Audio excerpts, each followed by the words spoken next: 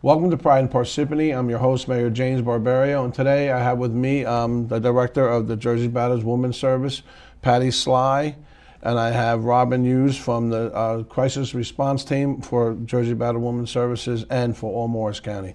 Welcome to the show. Thank you very much. Thanks for having us. Well, I remember the first time I saw you speak was at the Crimes Victims Week you had at the prosecutor had at the county, and you were very impressive. Thank you. I can tell you that. But can you tell our audience about what JBWS is? Certainly. Thank you. Jersey Battered Women's Service is the domestic violence agency for the greater Morris County area, and we provide direct service to victims and their children and work with them immediately to provide safety planning, sometimes shelter if that's necessary, assistance getting restraining orders if that's desired and necessary, supportive counseling, and children's services for the impact that the domestic abuse has on the child in the home. I have to put these on, sorry. Sure. Okay, so domestic violence happens in the best families, right? And how common is it in Morris County and in towns around in Morris County? Sure, it happens in every family, right? Or it can happen in every family, regardless of income or education or ethnic background or culture or any of the demographics that you might use. And what we see is about 1 in 3 to 1 in 4 women in their lifetime will be impacted and directly abused. And what we find is at least 2,000 calls are made to the police of offenses each year in Morris County. And research tells us that that's usually not probably 25% of the actual abuse that goes on in the community. For example, we get 6,000 helpline calls a year in Morris County, and we assist 1,100 to 1,200 clients in the courthouse seeking restraining orders here in Morris County. Wow. So Robin, you're the director of the Crisis Response Team, and your role? Well, I manage the volunteers who report to police stations to help victims during a crisis. And when we were talking about the numbers, Morris County is certainly not immune to this epidemic. And we are seeing on the average, a CRT goes out approximately 3 times a day in Morris County to help a victim. So we do see the gamut of people and ethnicities, males, females, and I train the CRTs on the program. They're bound by confidentiality laws, so for them to go to a police station and be able to give assistance during that time is critical.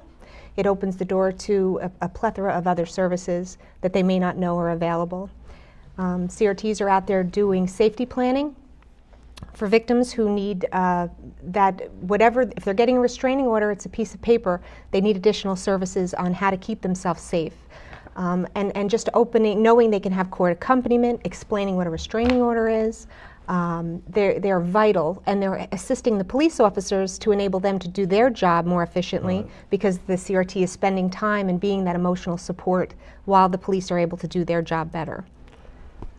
Patty, what are the warning signs of domestic abuse? I mean, how would someone like I myself or anybody know? Sure.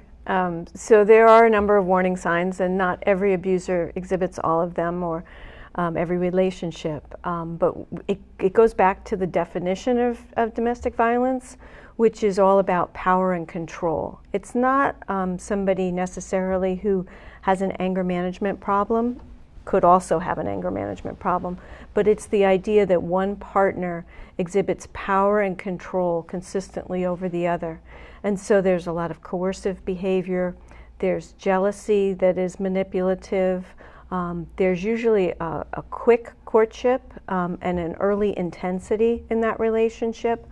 Isolation is often a tactic that's used to gain more control over the partner or the victim, keeping them away from friends and family so that they have the full influence on that person. And that isolation can extend to economic control as well. So not only do they not have their friends and family, they may not have access to what you would think of as the family resources. They may get an allowance for groceries and gas money, but even if they're making their own income, that paycheck may be direct deposited right into the abusive partner's account. Oh, wow. So it can be quite broad. Well, let's talk about another thing: dating for adolescents. I mean, you know, you get them at younger ages. When you have adolescents, what is your primary? How can I say this? How would you go about explaining that to our audience? You know, dating abuse.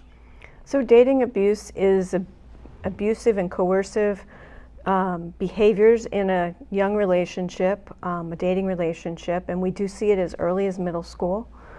So we are in the middle schools, the high schools, and the colleges across the county talking about healthy relationships, and we have age-appropriate curriculum depending on what the audience is, where we make sure that they have a good understanding of a healthy relationship, because that's certainly not modeled in pop culture and the media all the time, and sometimes not modeled at home.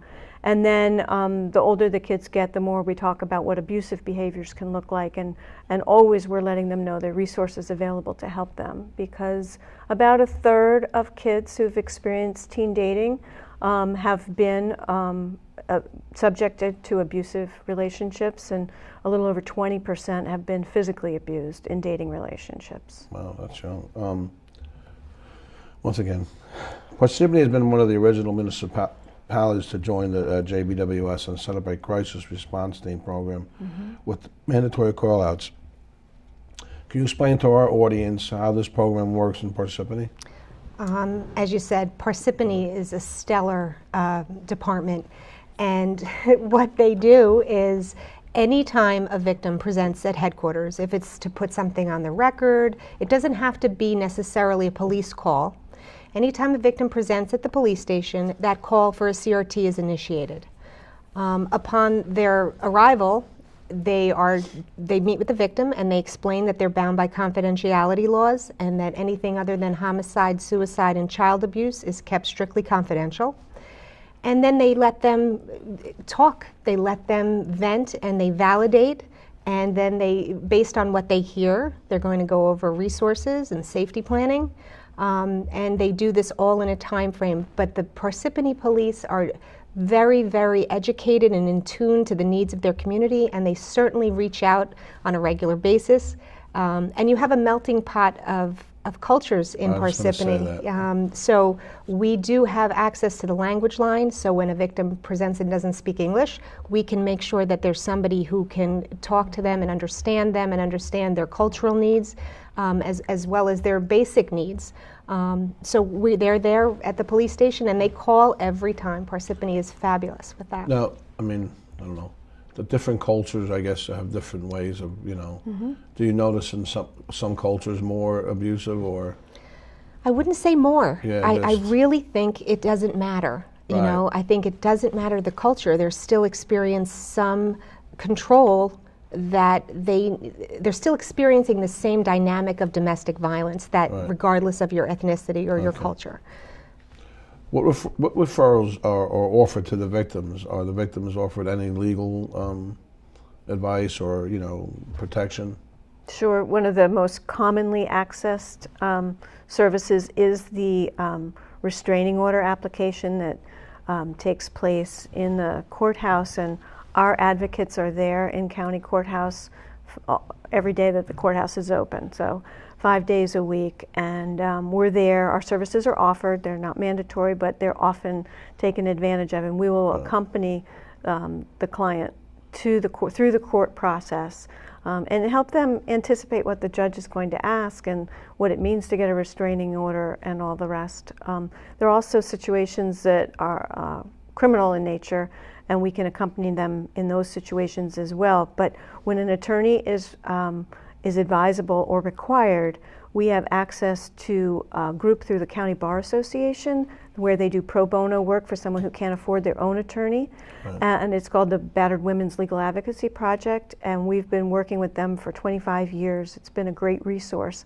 And now Legal Services in Northwest Jersey is providing pro bono services in our new Family Justice Center that just opened in the County Administration and Records Building in Morristown, which is a walk-in center. That was my next question. Yeah, So well, that was see, good. I'm You segued right into it. Getting right ahead of us all yes, here. I don't have to ask that question, but no. So, I mean, that center opened right at the end of March. We did the ribbon cutting in April, and it's a model that's been recognized across the country as the best practice for delivering services to victims because it brings together under one roof all the services a victim may need right off the bat. So not only is JBWS there providing the safety planning and emotional and supportive services to the victim and their children, but we have the prosecutor's office and the police. Morristown police are there.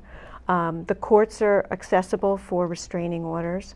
We have Legal Services in Northwest Jersey providing family law support, Hispanic Affairs providing immigration law support, Monavie, which is the South Asian Domestic Violence Agency out of Middlesex, comes up one day a week because of the growing South Asian population in this county. right. And the Sexual Assault Center out of the hospital is also there. So it's really a great collaboration where clients can get a variety of services right there. So the access is easier, it's walk-in, so it's less intimidating than making an appointment. And I think the other benefit is that we all come together and collaborate as partners more effectively. All this made possible because the County of Morris, the Freeholder Board, has supported us in the development of the center by providing the space free of charge to the program. Oh, that's great. Oof. That's a lot of services under one roof. It's really been making a difference and well received. Other than through the police and CRT, how do people who need your services find you? Is there... Well, we're going to say this poster will be hanging with many languages, will be all over the community. Okay. And it has information about how to get to the Family Justice Center with a phone number. It's really awareness. It's really being able to be... notice your community, notice your neighbors, notice what's going on around you. And if you think someone, just a simple how are you doing, if you think something is wrong, there may be something wrong. Right. And it's education. It's about being aware of what domestic violence is and what the dynamics are. And when we're talking about the Family Justice Center, I think what makes it a best practice model is victims are very afraid and confused, and it's a very daunting task to get out. And this path can be very winding. And we've seen that during that travel, people drop off because it gets so complicated and it gets so confusing. If they have one place to go and they have all these resources at their fingertips, they're much more likely to be able to get out safely with all of that support in one place, which is why this Family Justice Center is so important. So, and I would also say that there's always the 24-hour hotline. So it's 1-877-RU-ABUSED, and that's answered 24 hours a day by people who've been trained in domestic violence support services. And the victim can call, but also friends and family can call. So if someone's out there and saying, I really think someone's being abused, my friend's being abused, and I don't know how to help her, you can call the hotline and get coached in what the best way to be a supportive friend, what those ways are. So that's very valuable. And then they can connect you to the Family Justice Center or immediately get you into shelter or get you in a counseling group or whatever the case may be. Probably in a lot of domestic violence situations, the ones that are affected are the children. How do you deal with the children? I mean, how do you help them out, those that have witnessed... So one of the programs in the Family Justice Center is children's counseling, which right now is mostly on an individual basis. In our residential programs, it's individual and group counseling and supportive services that the kids get. So some of them is listening to them, and some of it is listening to them and hearing their stories and validating them, teaching them safe and nonviolent ways to address conflict, because those behaviors may not have been modeled very effectively to them in the past. Helping them learn to have fun again and feel safe and feel like they can express themselves, and then working through their feelings of what they've witnessed, the conflict that's gone on in the family, the conflict that may exist between loving their father and being upset about what's gone on and what perhaps the father has caused in the family. It just depends where the age of the child and where they are in their own emotional processing of the experience, the abuse. Well, now, you were partnering with the Coalition on Human Trafficking. That's something that I hold dearly to my heart. The Township of Parsippany, and we've done, as I helped spearhead a resolution in the state, anti-human trafficking. And, when you think about, and this is when I'm going to tell you how I feel about it, and then what you do in that response. And we've done several events here in Parsippany against human trafficking. Mm-hmm. One we just recently had with the prosecutor's office with Laura Manjone, I think her name is, and we are trying to in Parsippany bring the awareness about, because when you look at the ages of 12 to 16-year-olds are the most vulnerable, and you think about human trafficking, sex trafficking, labor trafficking, and all that kind of stuff, it's happening in our own backyard. Mm-hmm. And when you look, it's the second fastest growing organized crime in the world, and Jersey's number 7th in the nation. Mm. So I felt, as a mayor, that we have a responsibility, and we're actually going to be doing a assembly in the schools. We're going to bring somebody in to speak in the middle schools, because it's. I think if you don't start to tackle these issues and educate, what is your role with the Human Trafficking Coalition? So we are a provider of emergency shelter for human trafficking mm-hmm. victims, and we partner with the human trafficking organizations who don't have physical space like a shelter. So the dynamic of domestic violence and human trafficking is very similar in terms of power and control, right. some of the isolation and other things as well. And so it's a fairly close fit for us, and we've been able to shelter a number of victims and help them connect to resources that are specialized in human trafficking. And very often it's women with an abusive handler, in right. effect, who's isolated them and benefiting from them financially and sexually and the like. So we work really closely with that network and to raise awareness, and our hotline and our Family Justice Center are both prepared to assist victims and refer them to additional resources. That's great. I mean, that's important. And ladies and gentlemen, thank God we have the JBWS that even does stuff like this, because if it's growing that fast, and we don't educate, not only educate, we don't help out those individuals, then we're going to have a crisis on our hands. And I think by doing what we're doing, especially what Parsippany's doing, as well as what you guys are doing, if you ever need any assistance in anything in our way, we would be more than glad to help you out with that. Thank you very much. Do you have any programs that prevent domestic violence? Do you have anything like, I just got thrown off. So We do. Some of the prevention work we do is in the schools, right. so that up-and-coming yes. generation is knowledgeable about domestic violence and dating abuse as well. Because if you're in a dating abuse situation and it's allowed to continue for any length of time, the likelihood of a person then growing up and being an adult then being in a domestic violence situation is much, much higher. So they carry it into their adulthood. And so if we can nip it in the bud and raise awareness early, that's preventative. Right. We also will work with at-risk adults and youth who have other complicating situations in their lives that make them more vulnerable, like a disability or drug addiction or something like that. And we'll go to centers that support individuals in that situation and work with them on healthy relationships and domestic violence issues. And then more tertiary prevention initiatives include the work we do with the batterers, the people that do the abusing. We have a program for that at a separate location with separate counselors to address the behavior and why they do what they do and what is in their background and their past that has led them to this. For many of them, the behavior's been modeled at home. I was speaking with an abuser not long ago, and he said, my dad always beat my mom. No one ever told him it was wrong. And then I grew up, and before I knew it, I was mimicking that behavior. And now in my generation, it's wrong. Yeah. And I've been called to task for it, and thank goodness I have been. But I need help getting out of this long-term pattern that's been my whole life. So we have those services as well. Robin, when you the crisis response, and when you go to a response, has it ever become overwhelming? I mean, I can't. I mean, imagine.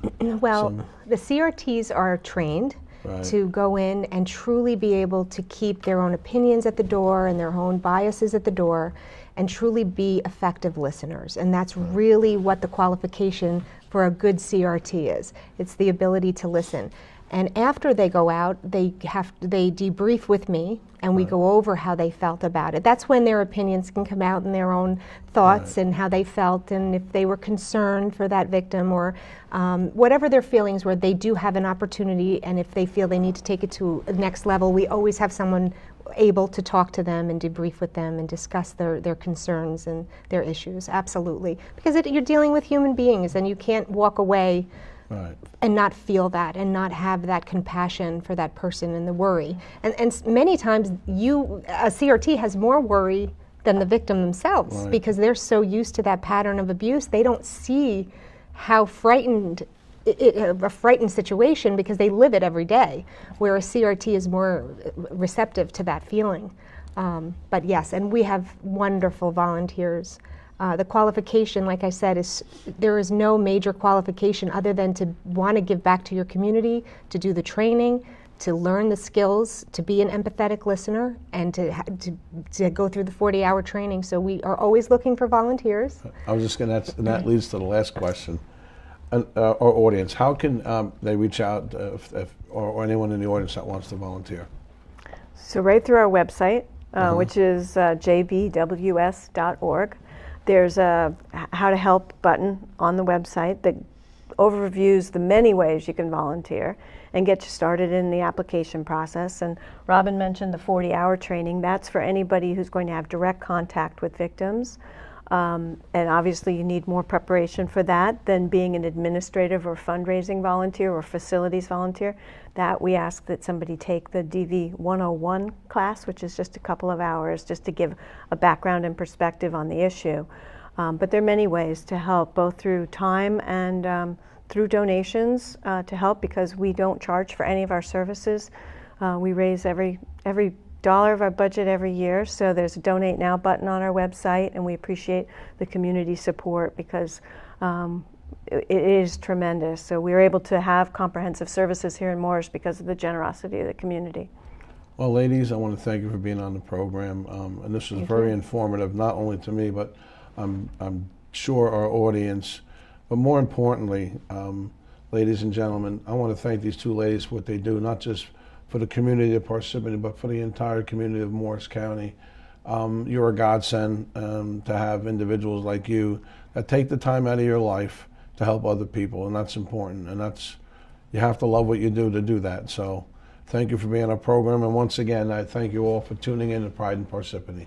Have a great day, and God bless you all.